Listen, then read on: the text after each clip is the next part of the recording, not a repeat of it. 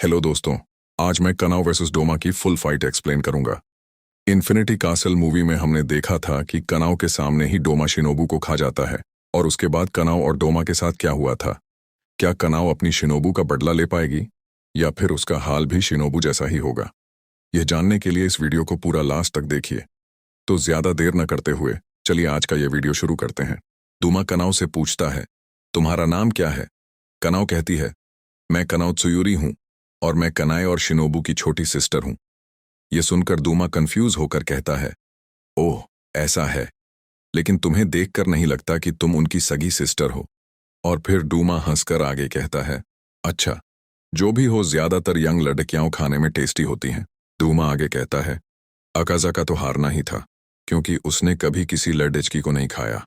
हालांकि मैंने अकाजा से कहा था कि लड़डचकियों के शरीर में ज्यादा न्यूट्रिएंट्स होते हैं, क्योंकि वो बच्चे को जन्म देती हैं, और अगर तुम बहुत सी लड़डचकियों को खाओ तो तुम जल्दी ही बहुत पावरफुल बन जाओगे। डूमा यह भी कहता है, अकाजा तो लड़डकियों को खाता ही नहीं था, साथ ही वह उन्हें कभी मारता भी नहीं था। और फिर डूमा अकाजा के लिए रोने लगता है और कहता है, वह मेरा बेस्ट फ्रेंड था। यह देखकर कनाव गुस्से में कहती है, तू अपना यह झूठा रोना बंद कर। यह सुनकर डूमा कहता है, तुम क्या कह रही हो? इस पर कनाव कहती है, मैं यह अच्छे से जानती हूं कि तू जो उसकी मौत पर इतना दुख जाहिर कर रहा है, वह सब झूठा नाटक है। तुझे जरा भी शौक नहीं हुआ उसकी मौत पर। तेरे चेहरे का कलर जरा भी नहीं बदला तेरे सो कॉल्ड बेस्ट फ्रेंड की मौत पर, और तू अब मेरे सामने नाटक कर रहा है कि तुझे उसकी मौत पर दुख हो रहा है, और तेरे चेहरे पर तो कोई एंगर का साइन भी नहीं है। यह सुनकर डूमा कहता है, क्योंकि मैं एक डीमन हूं। यह सुनकर कानाव कहती है, तू डीमन है तो क्या हुआ? डीमन भी ह्यूमन की इमोशन एक्सप्रेस कर सकते हैं, उनके भी चेहरे का कलर चेंज होता है। कानाई ने मरने के वक्त हमसे कहा था कि उसे तेरे लिए दुख होता है। तू कोई भी फीलिंग महसूस नहीं कर सकता, है ना? इस दुनिया में जितने लोग पैदा हुए हैं, वह सब खुशी, दुख और बाकी इमोशन फील कर सकते हैं, लेकिन तू इन फीलिंग्स में से कुछ भी समझ या फील नहीं कर सकता। लेकिन तू स्मार्ट है, इसलिए तू खुश या दुख होने का एक्ट करके अपने इमोशनलेस चेहरे को छुपा रहा है, लेकिन असल में तू कोई इमोशन ही फील नहीं करता। तू एक खाली शेल के अलावा और कुछ नहीं है।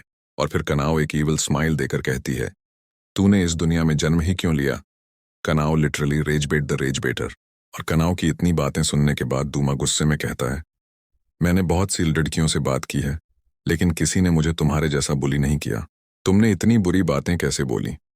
इसके आंसर में कनाव कहती है, तू समझ नहीं पा रहा कि मैं तुझसे कितनी घृणा करती हूं, और मैं तेरा सर काट कर तुझे जहन्नम भेजूंगी। तू एक डिसग्रेस है, इसलिए तेरा जल्दी मरना ही अच्छा है, क्योंकि तेरी लाइफ का तो कोई मतलब ही नहीं है। और यह सुनते ही डूमा अपने पैन से कनाव पर अटैक कर देता है, मगर कनाव उस अटैक को डॉज करके डूमा के पेट को अपनी सोर्ड से काट देती है। और कनाव की यह स्पीड देखकर डूमा मन ही मन सोचता है, ये मेरी मूवमेंट स्पीड और फाइट मैच कर रही है। हो सकता है ये लड्डेचकी उस हशीरा से भी ज्यादा पावरफुल हो, जिसे मैंने कुछ देर पहले खाया है। और दूसरी तरफ हम कनाव को देखते हैं।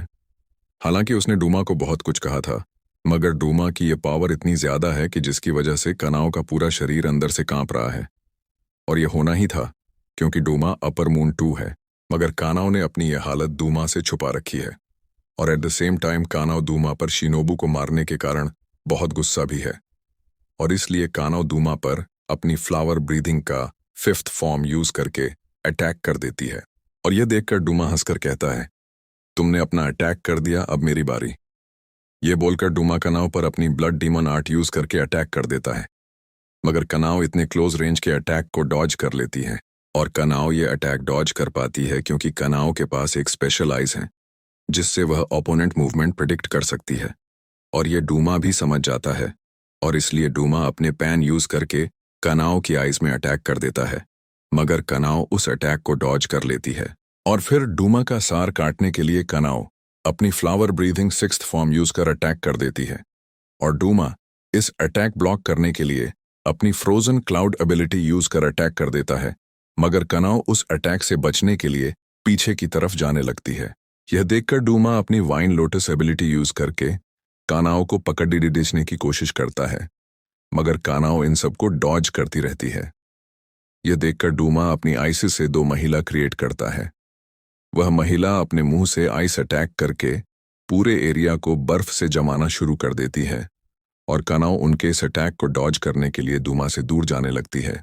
मगर हम देखते हैं कि डूमा कनाओ के सर के ऊपर भी बर्फ के बहुत सारे टुकड़े टारगेट करके रखे हुए हैं और फिर डूमा उन्हें कनाओ पर बरसाने लगता है।